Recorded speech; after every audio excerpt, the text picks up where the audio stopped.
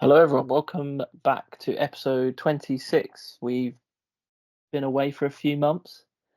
Life things have got in the way, but we are back, hopefully on a regular schedule. We've got my partners in crime, George, is with me today, Hello. and I've got Sean as well, Hello. other partner in crime. But yeah, so obviously since we've last had an episode, a lot has happened in the world of football and sport. Football in particular, a lot of managers have lost their job and new managers have come in.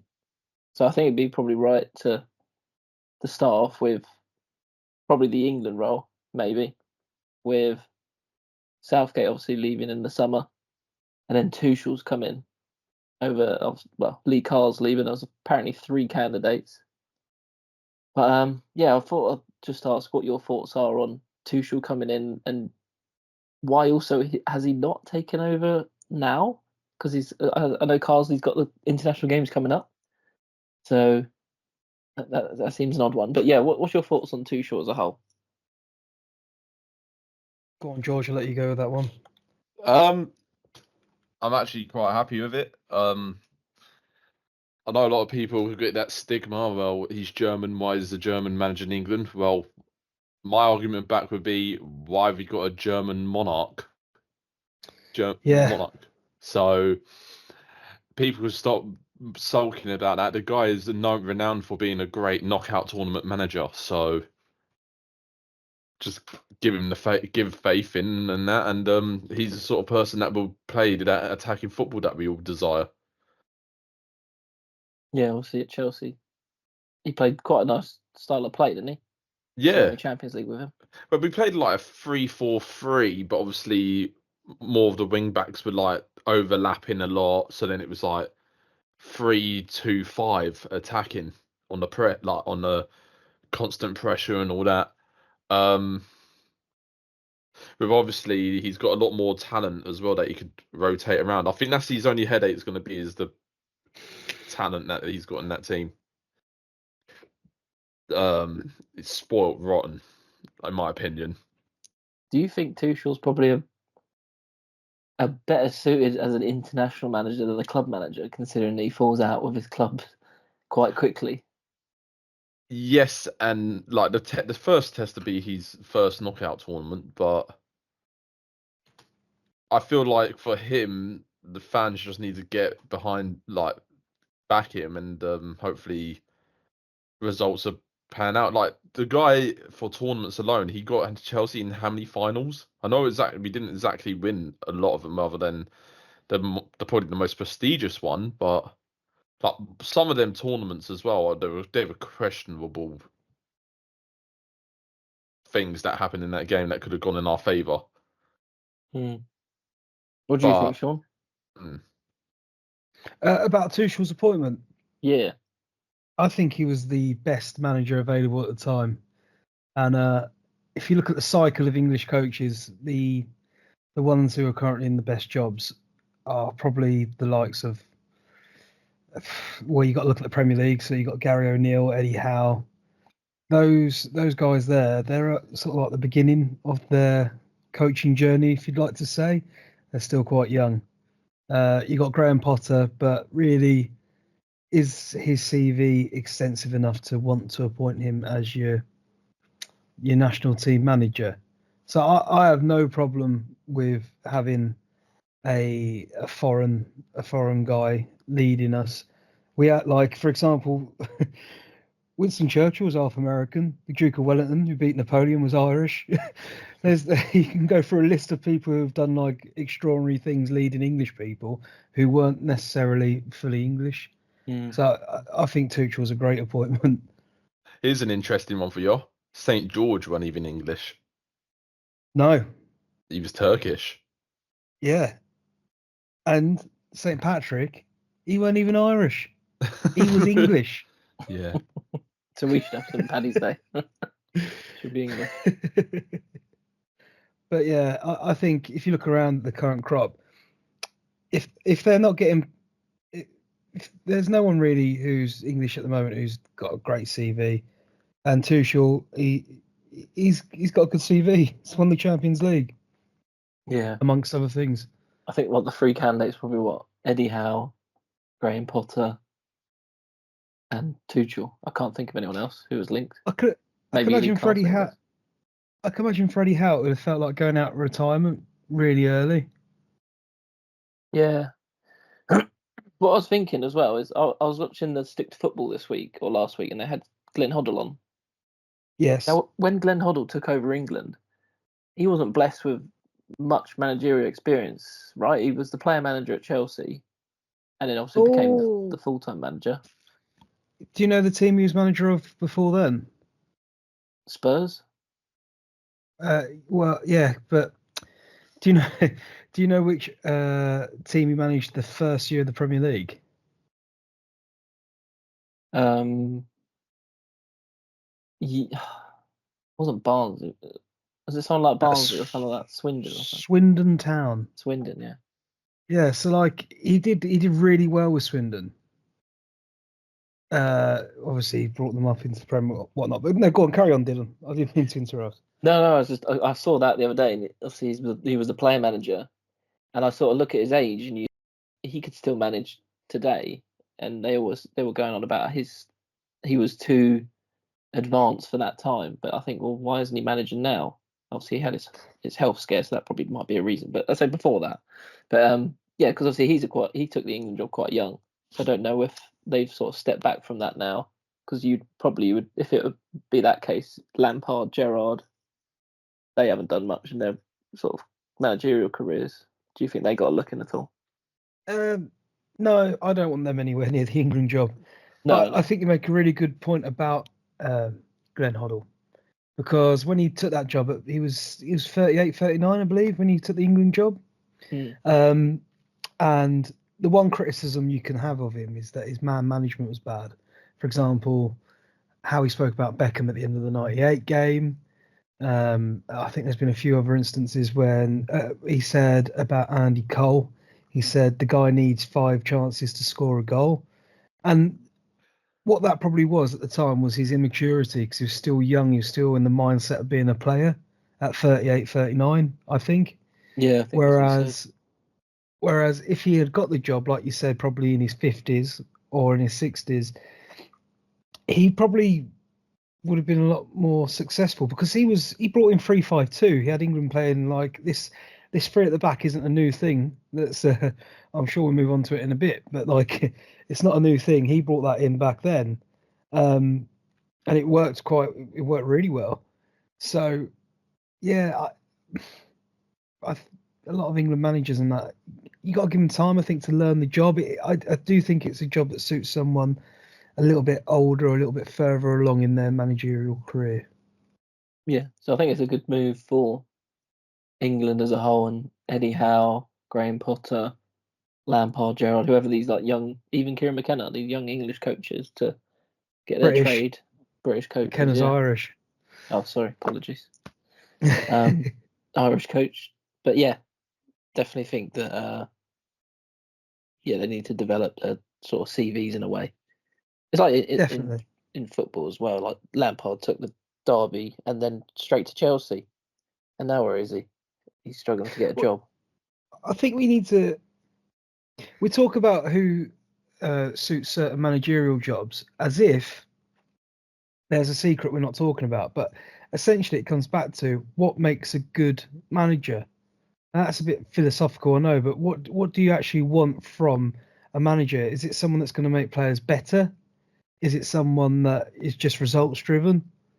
Is it someone who's adaptable? We throw a lot of names around on that, and I think with Tuchel, is it someone who possibly could make players better, but you don't get a lot of time with a national team. He's definitely adaptable. He's definitely quite pragmatic and clever, I think.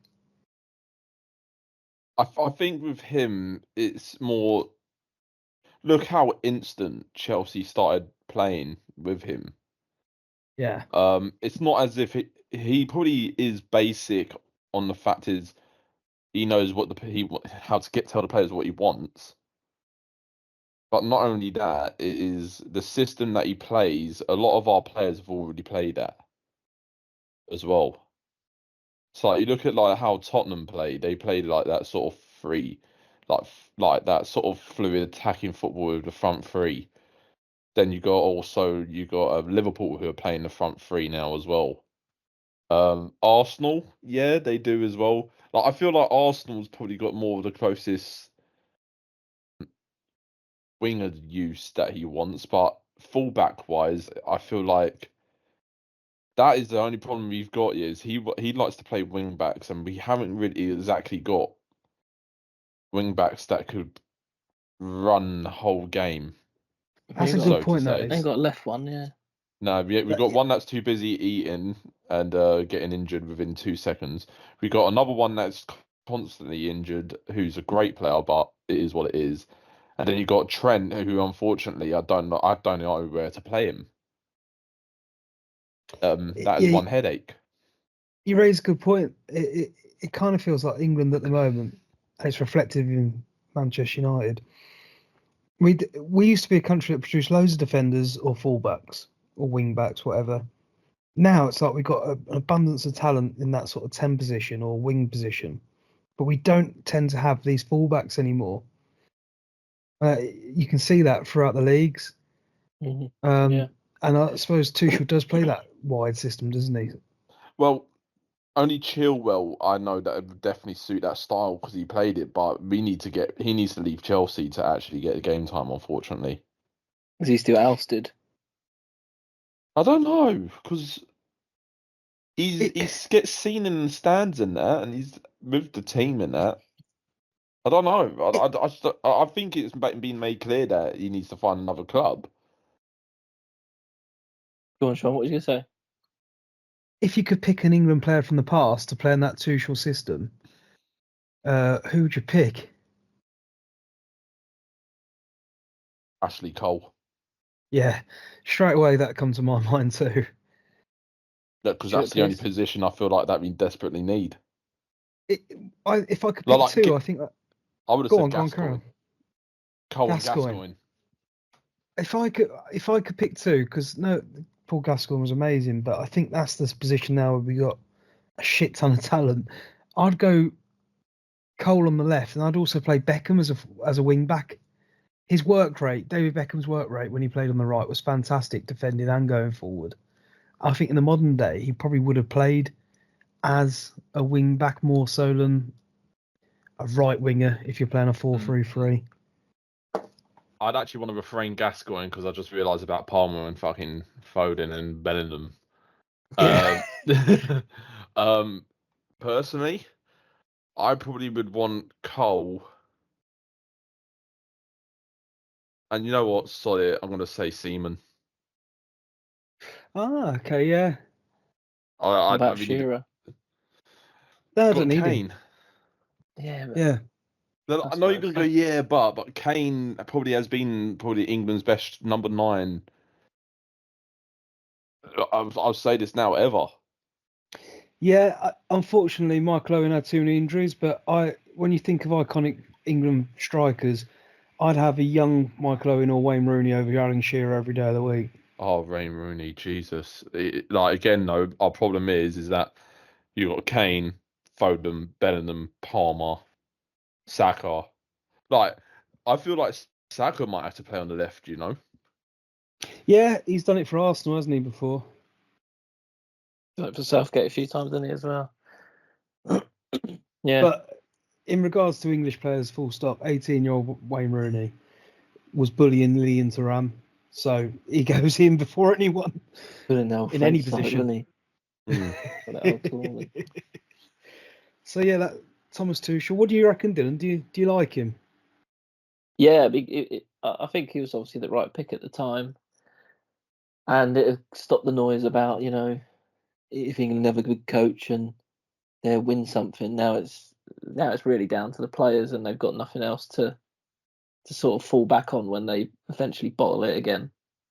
Do you want him to sing the national anthem? I couldn't really care less, to be honest.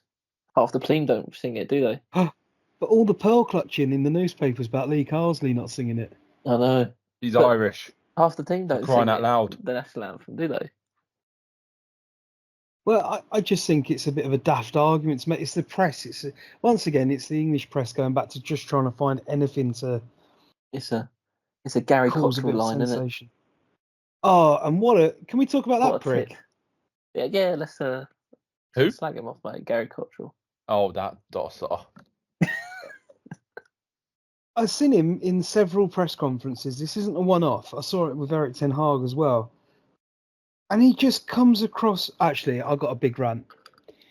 He comes and it's about football journalism as a whole and rival podcasts, etc. Gary Cottrell comes across as one of these self-entitled Brits that you see quite often in the news cycle. He the arrogance he had in that press conference was ridiculous.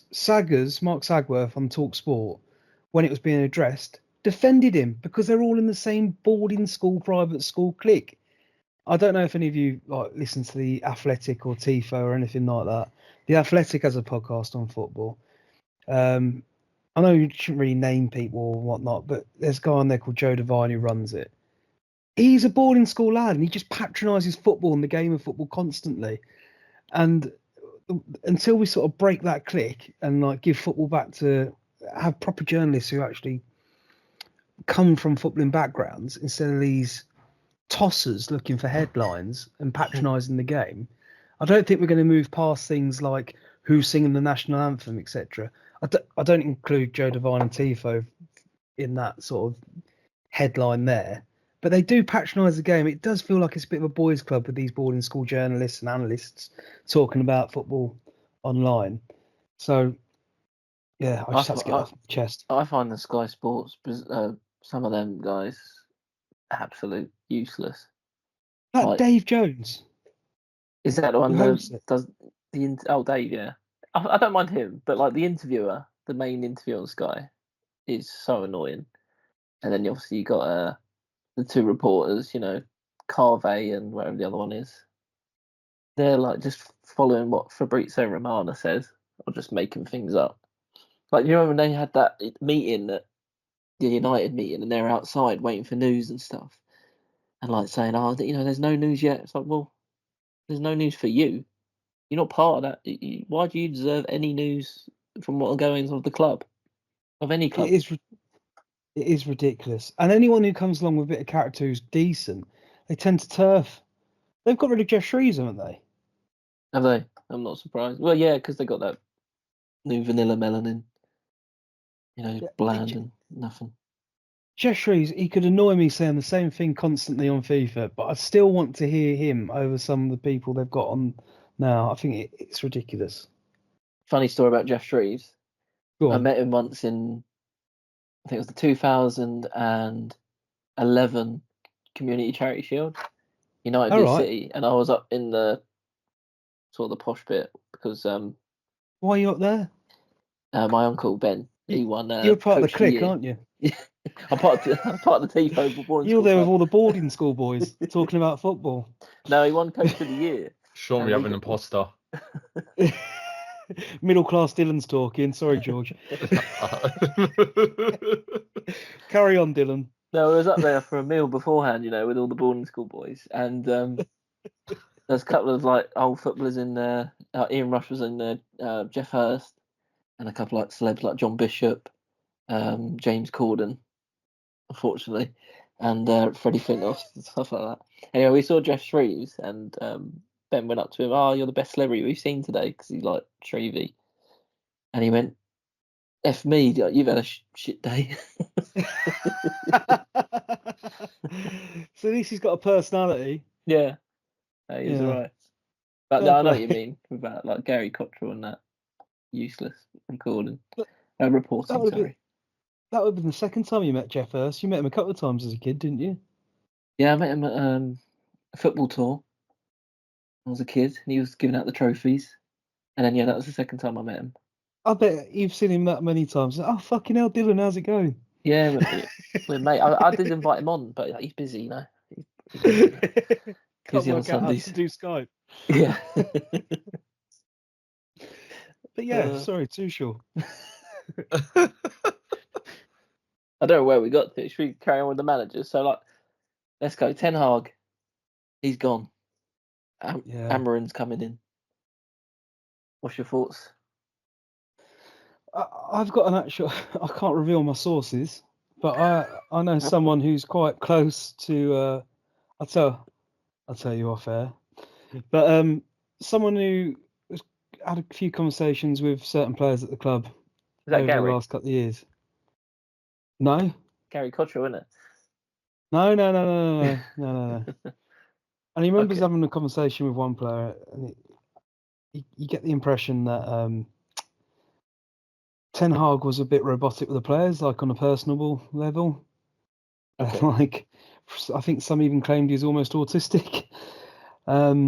His communication skills and his persona, etc., was quite unflexible. I think that's why we've seen the instant improvement under Rude. Someone probably a bit more of a human touch. It was time for him to go. He should have probably gone after the FA Cup. It's like ripping off a plaster. We did it slowly, and that didn't help anyone. I've got a bit more to say about Amorim because I think he's an interesting character. But Ten Hag, I felt sorry for him because I remember being so excited when he turned up and what he stood for.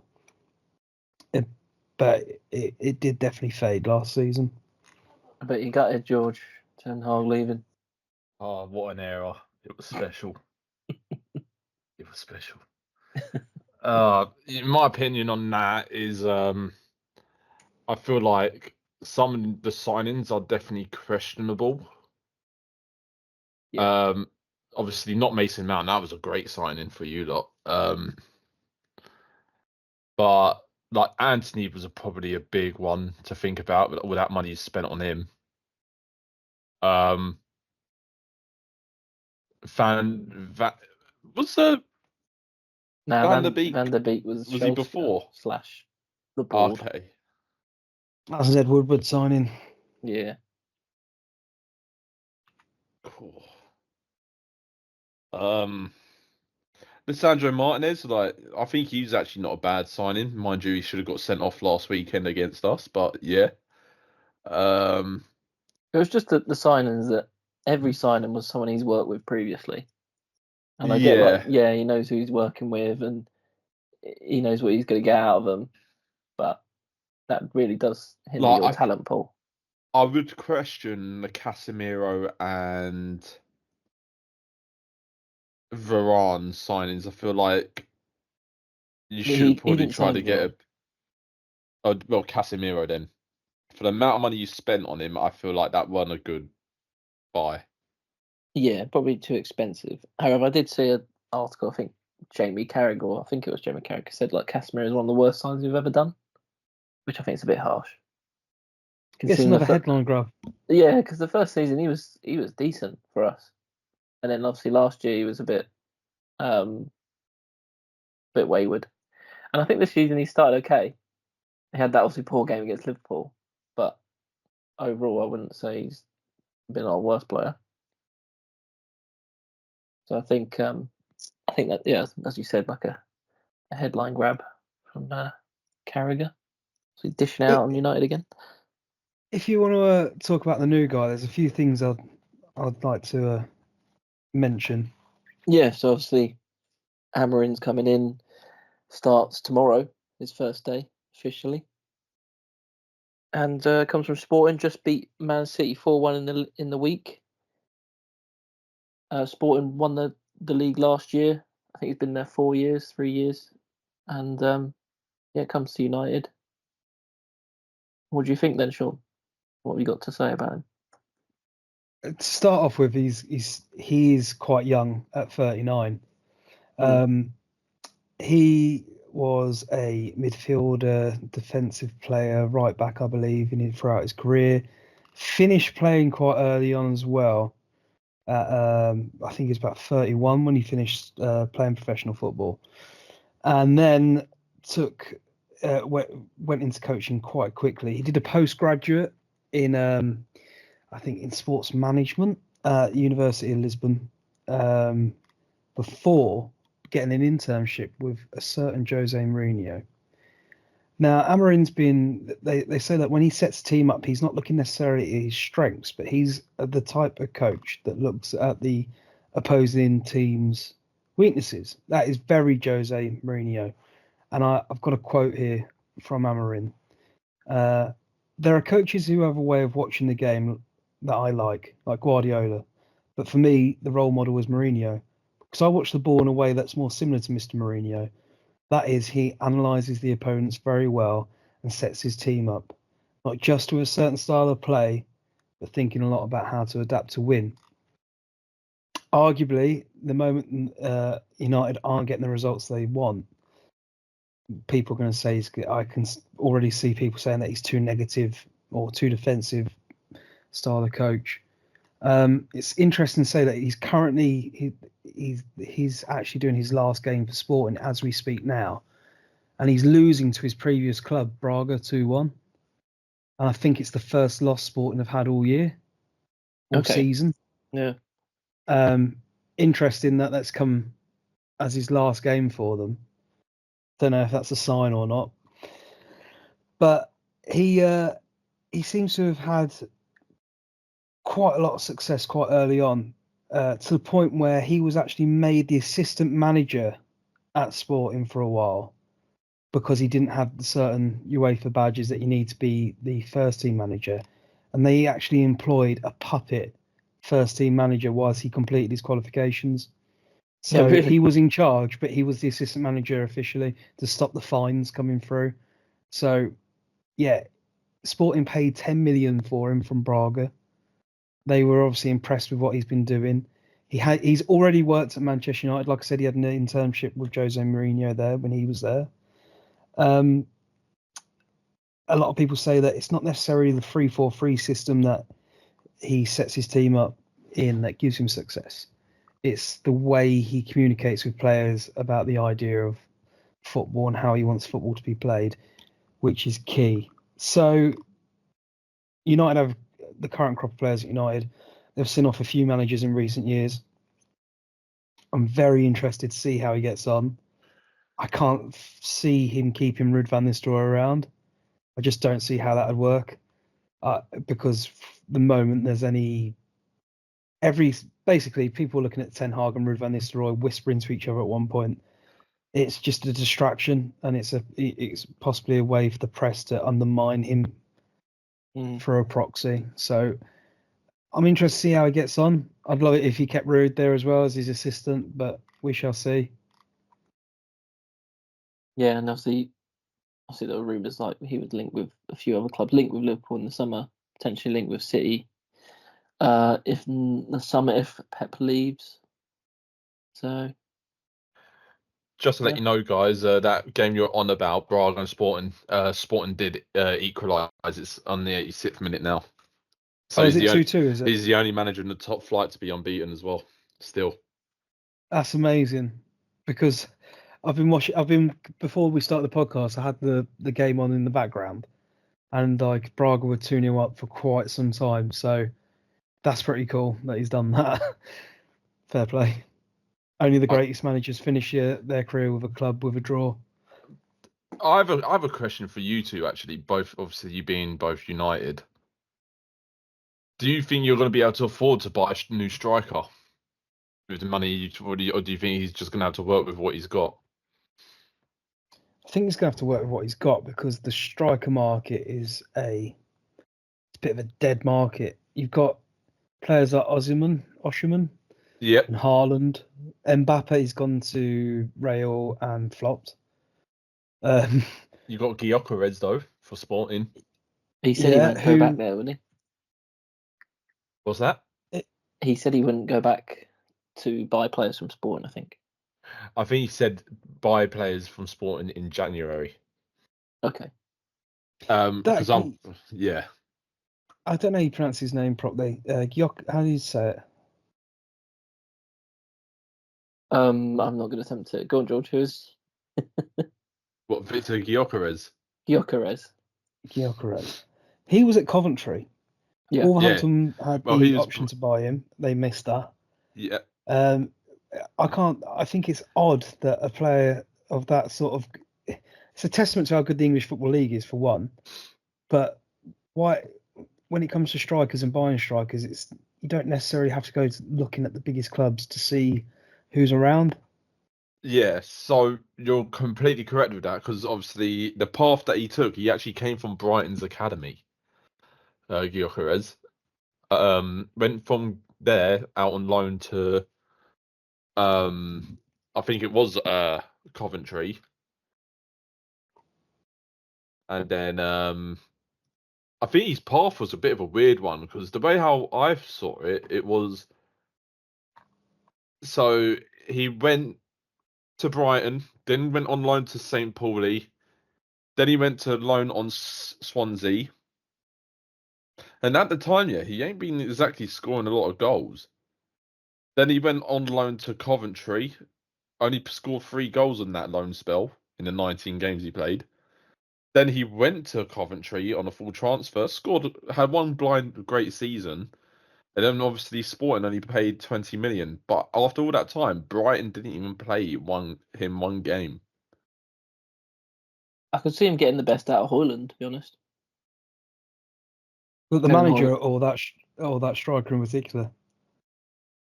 The manager. Yeah. Well, I can't see Xerxes getting any better for you lot. No, he's a struggle. He's another Luke Shaw, mate. I'm telling you that now.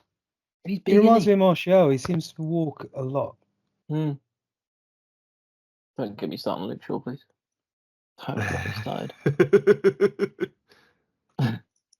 A fit Luke Shaw is one of my favourite United players. What, for the one game he is fit? Yeah, but why is he so unfit? There's just been a goal in that game, and Sporting Lisbon, and now they've come back from a 2-0 deficit to 3-2. Wow.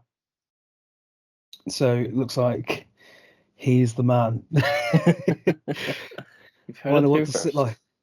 I'd like to see what sort of decisions he's made to change the outcome of the game. But yeah, look, the players we got, we should have enough there to finish within the top 7 or 8 teams of the Premier League. You could play like the most blandest 4-4-2, and we should have enough players there with the money and the talent that the club's got. And maybe the keys or the answer is coming through the youth system. Maybe it's that youngster that we got off Arsenal who scored like a hat trick in 15 minutes. Oh, what? In the under 18s. Chido Obi. That's the one. Yeah. He's very young. Probably best to give him some time to develop. No, I'm just saying, like, might be the key is in the youth setup already. Well, I think it's Alvaro Fernandez, who we sold at the start of the year with buyback clause from our academy. It could potentially play as a left wing back, but also the likes of Ahmad, if they're disciplined enough, could they play left wing back? The wing back position tends to be someone with that foot, like a left foot on the left wing, instead of this cutting in sort of thing. So Ahmad's one of our left footers. Maybe this is the making of Anthony. Who knows? I thought Ahmad played well today, to be fair. Be a shame for him to go at the back, because he's quite good going forward. He's got good feet, hasn't he? I think it'd be interesting to see how Ugarte plays now, because of he obviously played for him before. I think Mainu is probably the key focal player that you need to build around as well. Yeah. I could see Mainu playing in one of those 10 positions if he plays a 3-4-3. Yeah, it'd be interesting. What he does it'd be. I should say, Fernandez won't suit his style of football though.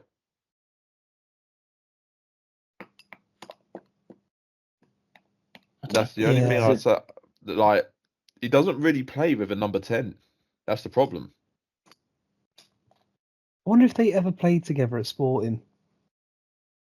I thought he played at Benfica, this guy. Amorim, didn't he play at Sporting as well? Because there's that picture of Johnny Evans, isn't there? Celebrating while he's like upset. Awkward. Yeah, Benfica, Braga. He was never a Sporting Lisbon player. No. Like, let's be fair, you got a lot of players that you need to get rid of. Yeah, but that's always been our conversation, isn't it? whenever like new managers come in, it's always like this squad needs a revamp. This squad needs a revamp. But Yeah. let me just say this now, yeah. Defensively wise, you probably need an actual left back that's actually got no record of being on the hospital bed for God knows how long. Because Jesus, Luke Shaw's bad enough, but I think Malacia's 10 times worse than Luke Shaw. Luke Shaw, right, should be paying the club back all that money that he's just been taking off us for the last 10 years. Didn't he get injured whilst being injured? He Yeah. got injured whilst being injured, returned to the in the Euros, and then got injured again to get injured. I think just use it. Yeah. It's like I've got questions to raise about Chelsea's fitness at the moment because there's one player that I keep on seeing that's not even on the bench anymore. Oh right, okay. Now I've just seen it. It's just updated now. Yeah, now Sancho's out, ill, still. Oh, he's ill. Got his Yeah. ear infection again. Hey, that's a thing, you know. I keep getting them. Check he's not on his PlayStation. Yeah. That's the thing as well with Sancho. He's got a player there, Amorim, that he could potentially get back, right? Could he just say, bring back that loan? I want to use Sancho. No, the deal we could actually pay off if Sancho wants to stay with us, we could just give them 20 mil and that's it, done. Must be something in the contract. I don't think he'd want him, Dylan. I think that he's going to want more industrious players than show ponies. Yeah, I hope so, to be fair. I hope he doesn't want him. He's a bad egg. But He yeah, is, but I feel like with the right environment, it'll help him in a long way. yeah. So George, obviously Chelsea. Yep. Maresca, another manager for the first time.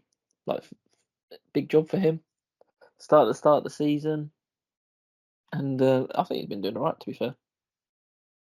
He's doing. I'll say this now. I'm very happy with how we're playing at the moment. He's doing a good job. For how quick we've gotten to be. There's only a few things. There's only one or two things I probably would change. That I would like to see change, but I can't moan about it on the factor that where we are currently positioned in the league, and that's third. So, and I feel like we're joint second highest goal scorer team. No, actually, I'm very, very wrong with that. I think we are joint third or fourth top goal scoring teams in the league. Obviously, you got Tottenham have scored the most goals in the league so far. Tottenham? Yeah. That surprises me. And then you got Man City and Brentford joint second. Get this, Brentford have scored 22 goals and conceded 22 goals. And then obviously you got Chelsea, Liverpool, a joint third.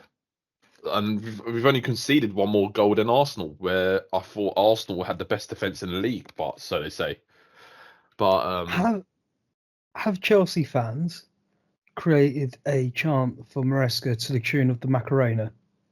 You know what, Sean? I've got to do that when let's go to the bridge.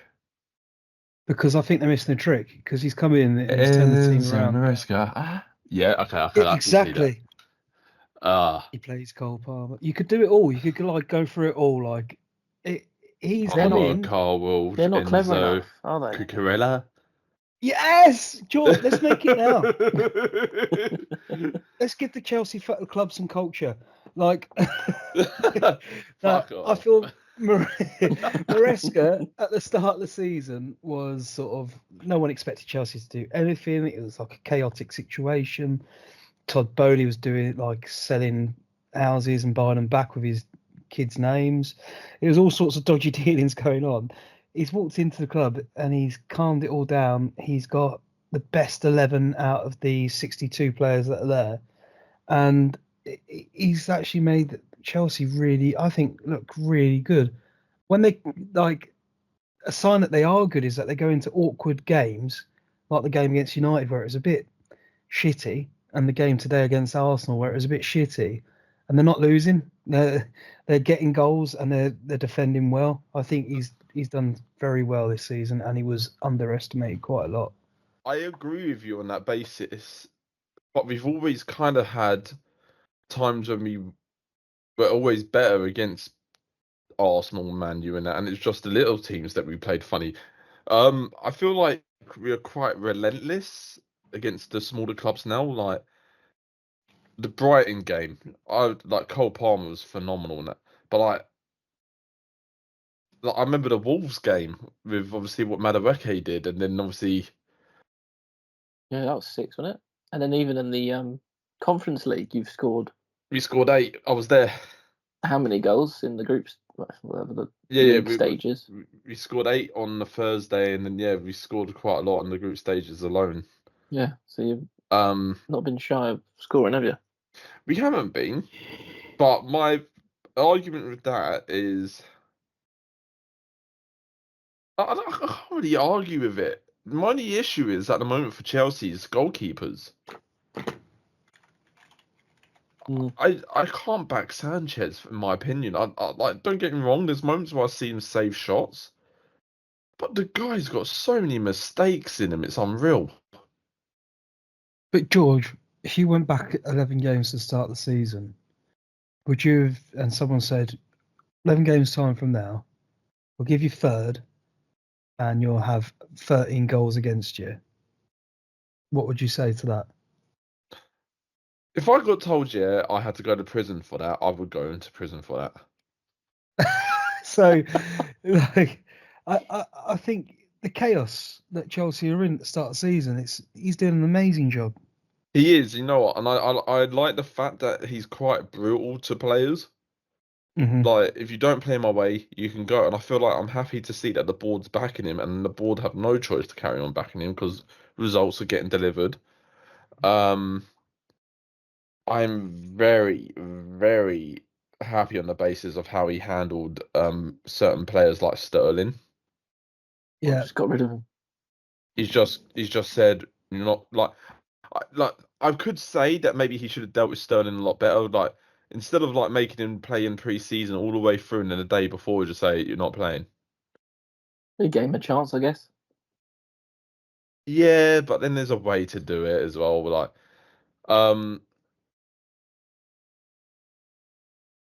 I feel like he's got probably a massive headache for the depth of players that we've got, but he's also made it clear to probably all of them that you're not playing every game. You're in cup games and you're in the league games. That's it. It's like everyone kicked off when Cole Palmer went in the Conference League squad list. I think that's smart. I think Your it's squad's smart so because you're not. massive. Yeah, exactly. He's actually like, obviously, I think if we get in the Champions League, it's going to be harder because a lot of players will want to play that as well. Like Palmer will Yeah, and you can't really say no muck to the about doing star. second string side Like for sometimes. me, I feel like all the second string players anyway probably won't get not a gate. Like, they'll probably get outed soon anyway. Like players like Badashile and Disasi. Um, you're doing ever so well in the Premier League, but I wouldn't really care too much the other competitions. I know. You're the- I don't know, Sean. I'm sorry, but I have to say this now. I want that trophy. Because they think would they you rather not the have the same. FA Cup one than the Conference League one? Nah, we'll be the first club to have every European trophy. But they don't Oh, make them okay, up. okay, yeah.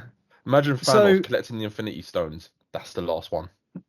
yeah, you're the only club in the Premier League that's got 2 players in the top 10 goal scorers. Cole Palmer and Nicholas Jackson on 7 and 6. I think that's impressive. I think Chelsea are a bit of a sleeping giant. Same with assists. You're like in the top 15. You're the only one, or top 10 again. You're the only club with 3. Every other club in the top 10 of assists has got 1 player. You've got 3. Cole Palmer 5. Jadon Sancho 3. Nicholas Jackson 3. So, yeah, I think your form in the Premier League isn't anything to be sniffed at. Well, look, Third, we just had currently third. we had just had the hardest run go like as a test. Yeah. And like I know obviously we lost in the EFL Cup, but that means nothing really. I would have loved to get a run in. Obviously, we played Forest, drew. We played Liverpool, lost 2-1. Then we beat Newcastle, which was a tough game. Then we drew with United and drew with Arsenal. I feel like, Yeah. you know what, that's not too bad. Because now our next run of games is Leicester, Villa, Southampton. Oh, we got Tottenham.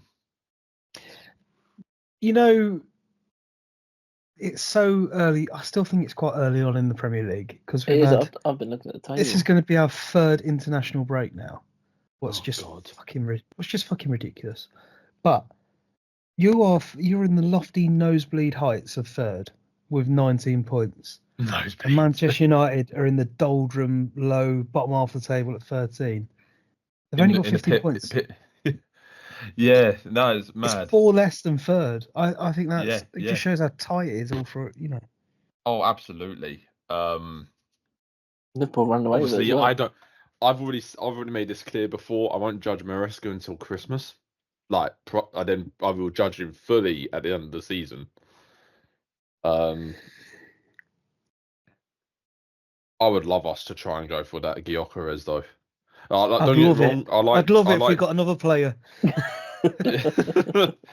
Obviously, I like Jackson at the moment, but for me, Jackson sometimes, physicality wise, don't get me wrong, running with the ball, phenomenal. But when he's trying to duel with like top defenders like Van Dijk and Saliba, he gets very isolated. Even Haaland can't really mix it with them. True. I'll tell you who could probably mix it with them, and that is one player I would love to have is Lautaro Martinez. He was a nightmare against Arsenal. Inter Milan, who are currently also playing a 3-4-3 at the moment, I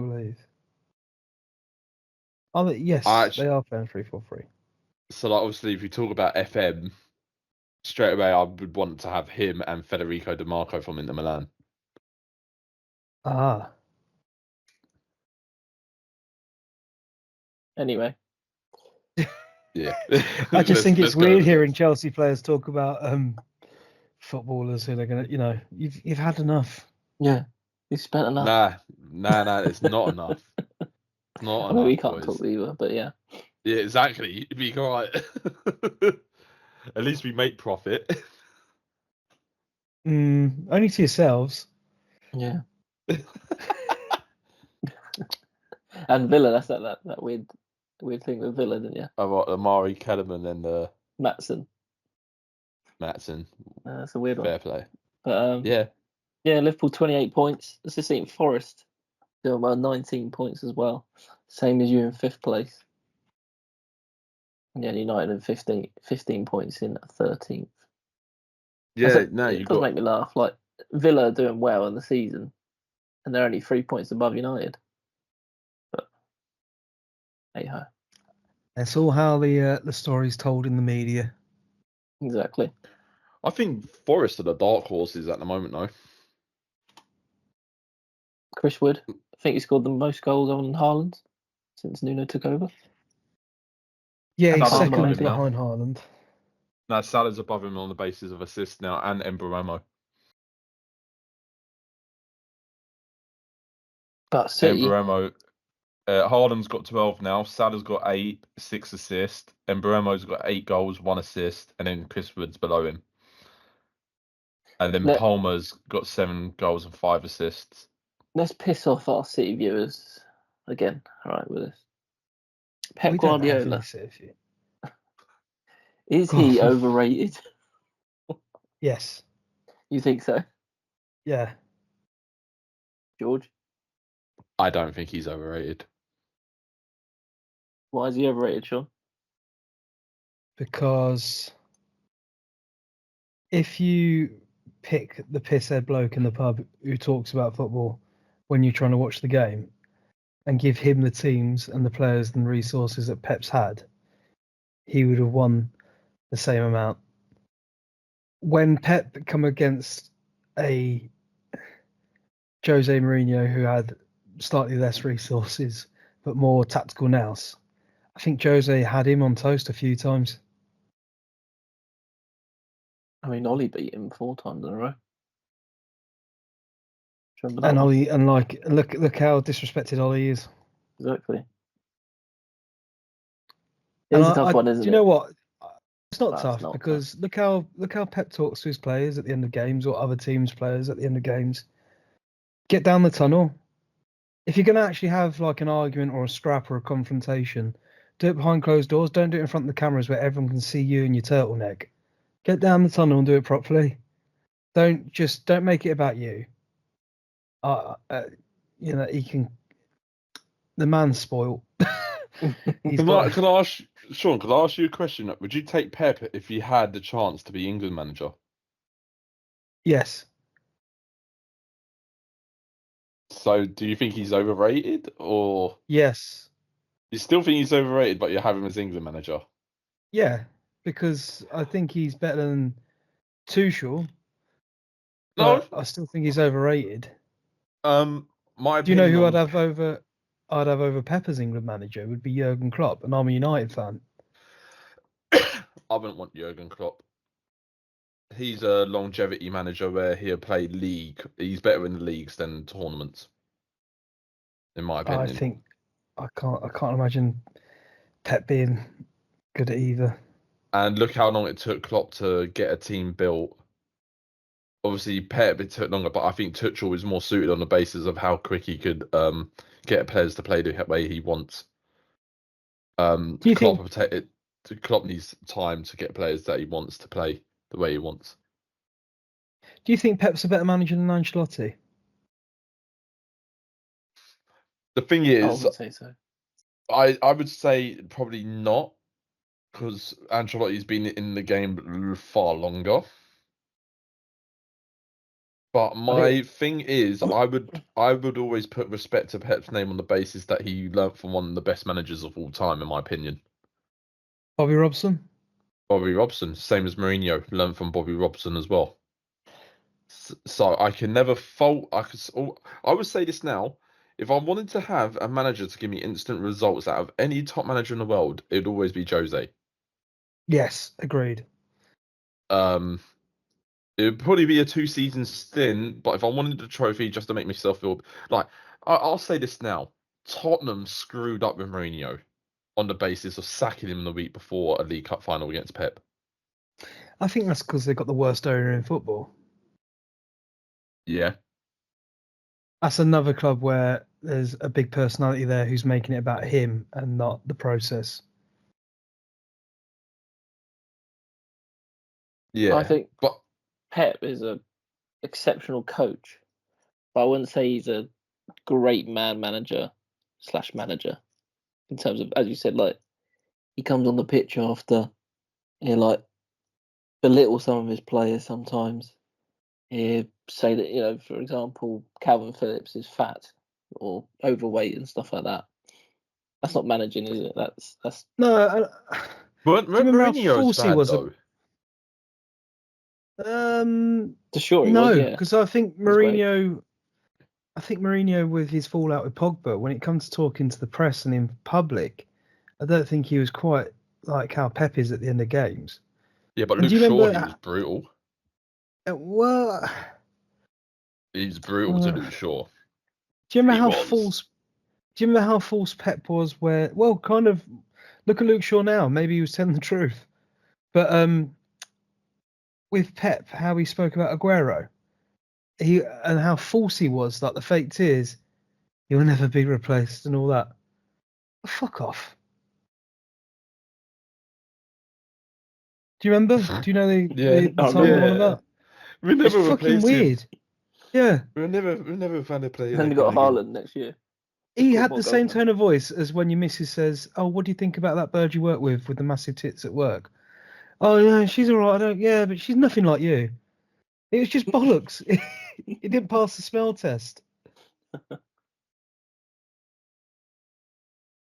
I think he's a bit of a sore loser as well, which probably was why he's so great. So but was like, Klopp. Klopp Yeah, literally made an excuse for everything. The grass was wet. Yeah, 'cause That's true. why we But lost. Klopp seemed classier doing it. Fergie was a He, sore loser. It wasn't a sore loser. I think Fergie hated losing, but he was gracious in he- defeat. Fergie the was a thing sore is, though, loser.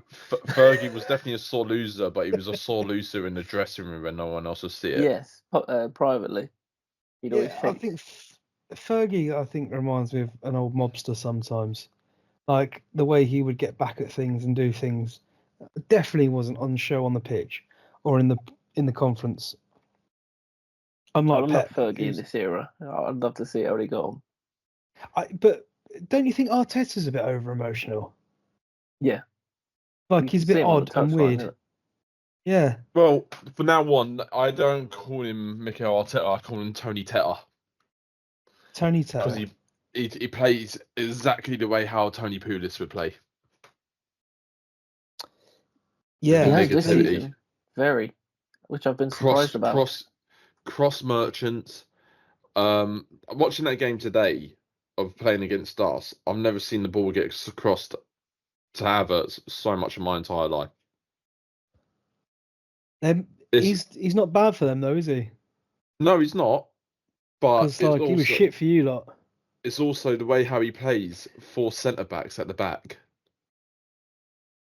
And then when you see them go up for a corner, they're literally it's like Stoke when they had like was it Whelan and all that? Yeah. A short Ryan Shaw cross. The lap throw-ins. Yeah, the lap throw-ins, and you had everyone else tower above. Like it was Brexit FC football.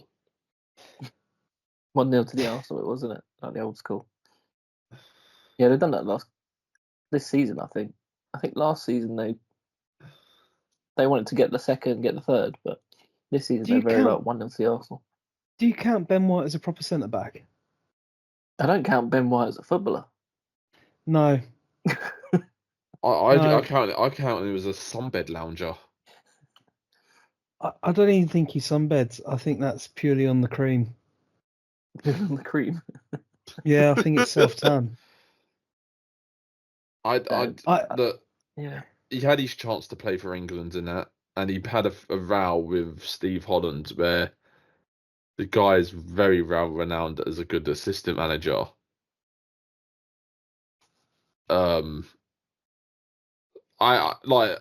I get told by some Arsenal fans that Ben White is a better right back than Reece James.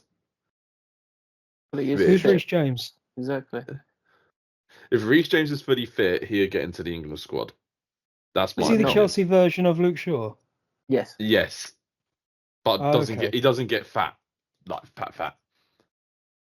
Does he not? No, he's just a bulky. He's just a very broad centre right back. He's thick with 3 C's.